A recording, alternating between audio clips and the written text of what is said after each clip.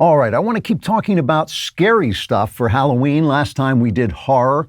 And this time I want to talk about a different genre, which is monster movies. And monster movies, I have to say, are particularly dear to my heart because when I was a kid, I just loved them, and especially the Universal Picture monsters. And, most of you don't remember, but back in the day, back in the 60s, this was a fad that happened. There were these models, these plastic models put up by the Aurora Company. You could build them and take them home. Here they are. I loved these things. When the Frankenstein one came out, I was 8 years old, and I saw that in a store, and I was like, oh, that toy that comes into your life. These things were so big that Mad Magazine, if you remember Mad Magazine, actually did a spoof on them in which Frankenstein was building an Alfred E. Newman model. But so I had them all. And if you ever read Salem's Lot by Stephen King, he has a little boy in the story, the lead of the story, has these monster models. And I remember reading Stephen King's Salem's Lot and thinking, that was me. I still, to this day, in my office, have little miniature versions of them that I keep up just to remember.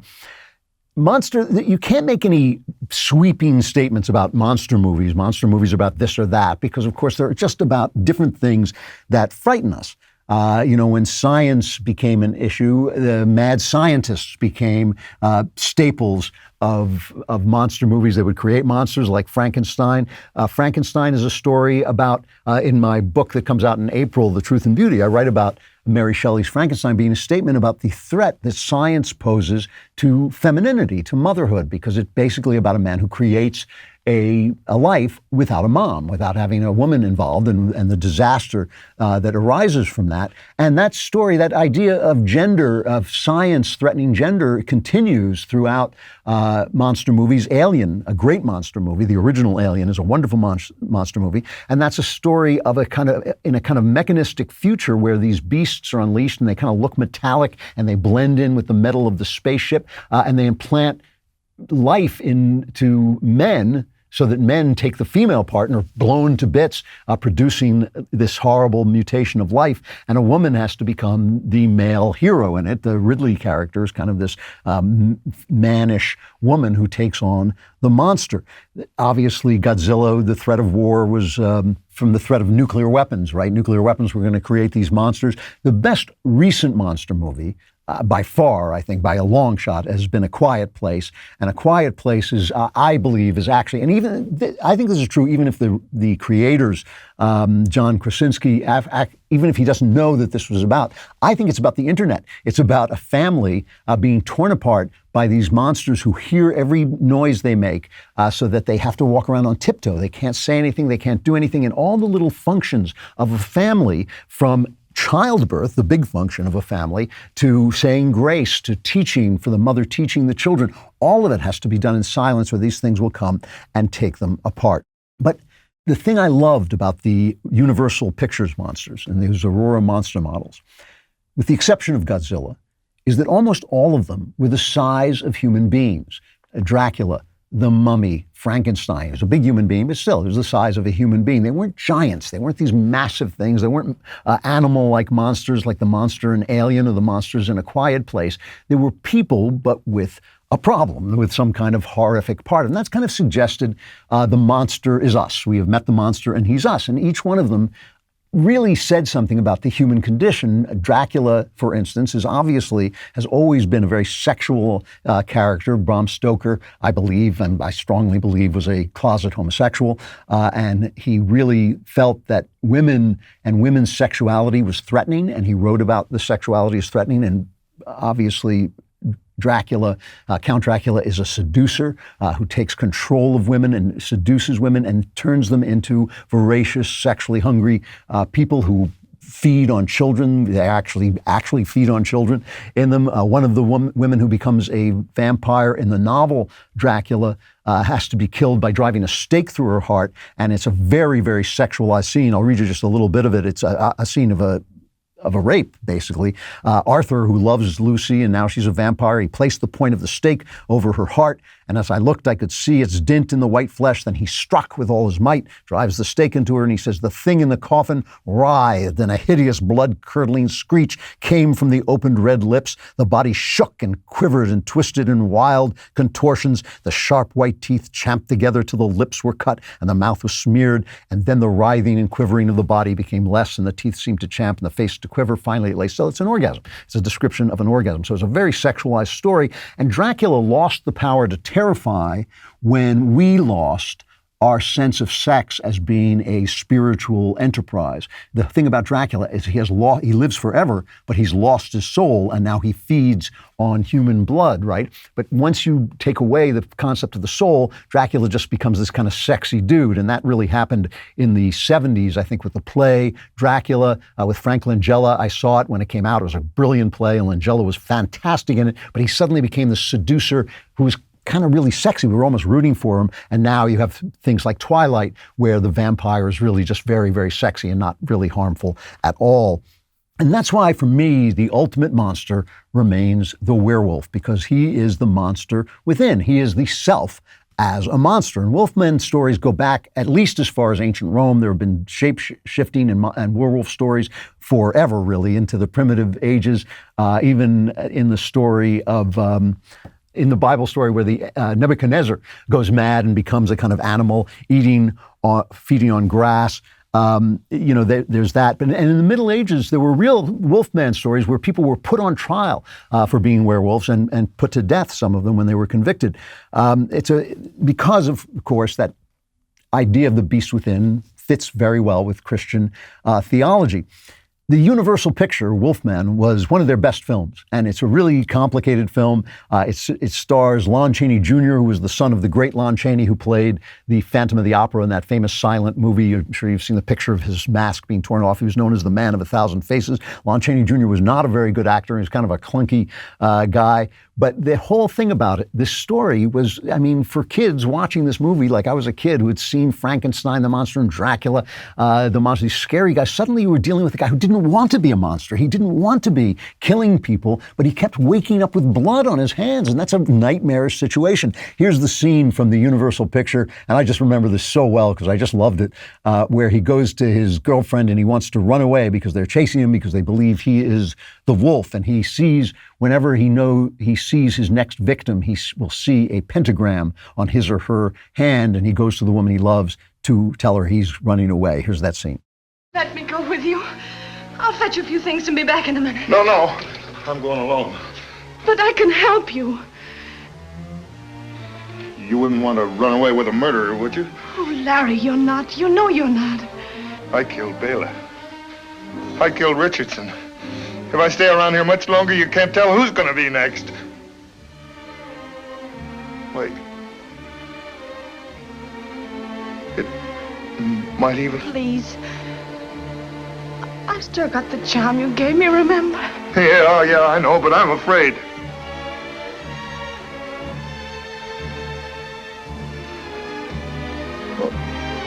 Larry, what is it? Your hand. Can't see anything. Mr. Tallman. Father, I'm going with Larry. No, it's no use. That's good dramatic stuff. He goes in to run away with his girlfriend. He hates the fact that he's a murderer. He looks at her hand. There's the pentagram, and he realizes that she's next. He's going to kill the woman he loves. So he's barred from love by the fact that he's cursed. Personally, I think the best werewolf movie ever made is An American Werewolf in London in 1981. It's kind of a comedy, but it's really, really scary. And it starred this guy, David Naughton, and he became famous doing these incredibly cutesy Dr. Pepper ads. Do we have this Dr. Pepper ad? Just a little bit. Here's the entire ad. Here's David Naughton. This is what made him famous, doing these ads. I drink Dr. Pepper and I'm proud. I'm part of an original crowd. And if you look around these days, there seems to be a Dr. Pepper craze. I'm a pepper, he's a pepper, she's a pepper, we're a pepper. Wouldn't you like to be a pepper too?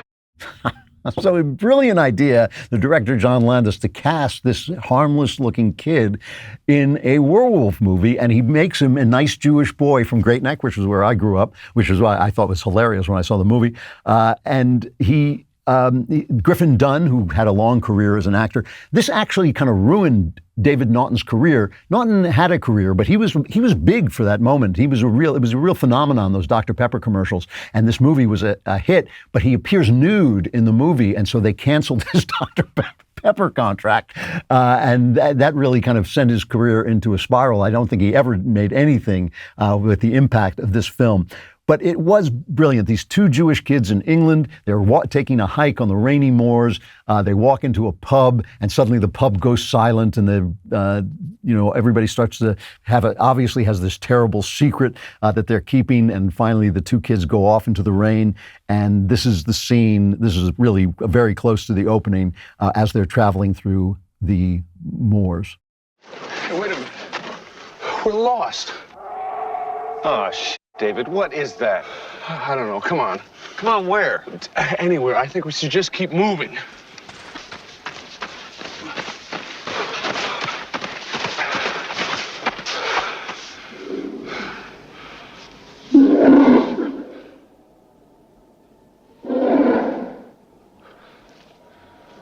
It's moving. It's circling us. What's the plan? Plan? Let's just keep walking. That's right, a lovely stroll on the moors. Tra-la-la-la-la. Isn't this fun?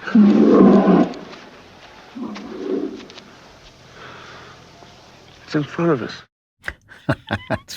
What makes it work, what makes the whole picture work, is the niceness of the ordinary American kind of goofy niceness of the kids, the fact that they're nice Jewish boys out in the moors. But what's really fascinating about it is it doesn't focus on the aftermath of the transformation into a werewolf. It focuses really on the transformation itself, and it's genuinely a frightening movie. I mean, frightening in a very good way, a very spooky way. It's funny, but it is also really frightening. And it focuses on this transformation. And of course, part of the transformation is exciting and good. He's becoming animalistic. He's being freed from this good, nice Jewish boy role, and he's suddenly becoming a monster, which is what every nice little boy kind of dreams of being, right? He's becoming this sexualized monster. And what's wonderful about it is it doesn't have the problem that Dracula has. Once you just sexualize him and take away the fact that he is soulless, right? You've completely lost the point of the horror, right? But if you do that with a werewolf, it becomes even more horrible that it is delightful. It is delightful to change and to become powerful. This was picked up on a picture that is essentially a werewolf picture, even though it's not about a wolf, which is a remake of an old movie, a 1958 film called The Fly. And this was with Jeff Goldblum and Gina Davis.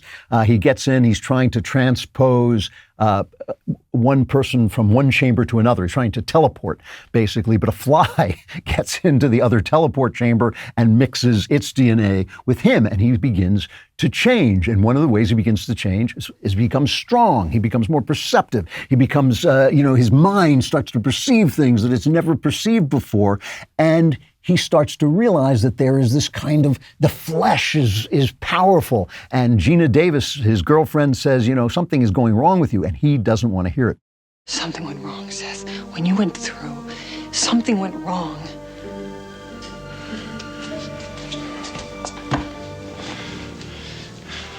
No, not you.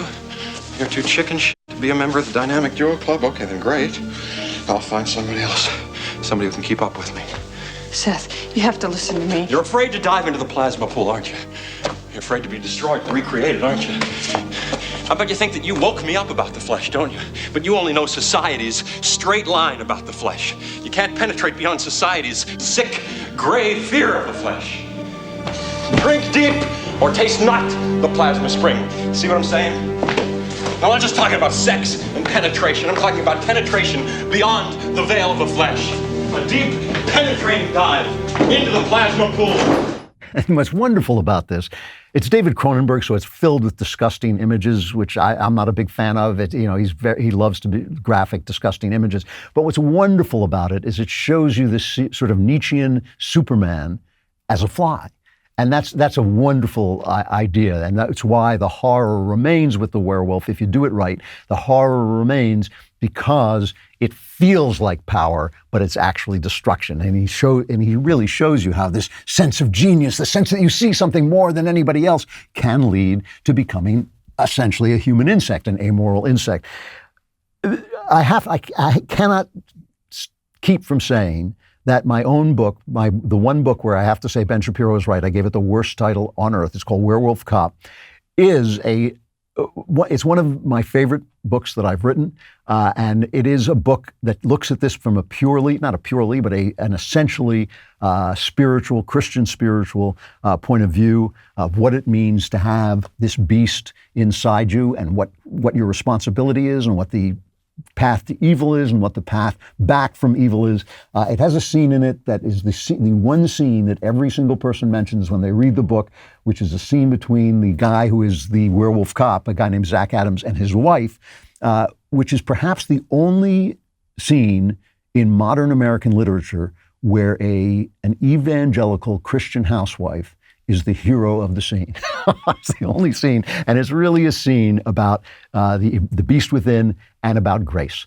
And grace, of course, is the opposite of the monster movie. Grace is the thing that says to the beast within, you can be free. You can be freed of this monster. You can be set into a new level of forgiveness and a new level of love, which is the opposite of the werewolf. Love monster movies, still love them, thought A Quiet Place was as good as it was possible to be. And next we'll talk about my favorite spooky genre, which is the ghost story. If you like this great content, you should subscribe. If you don't like this great content, what's wrong with it?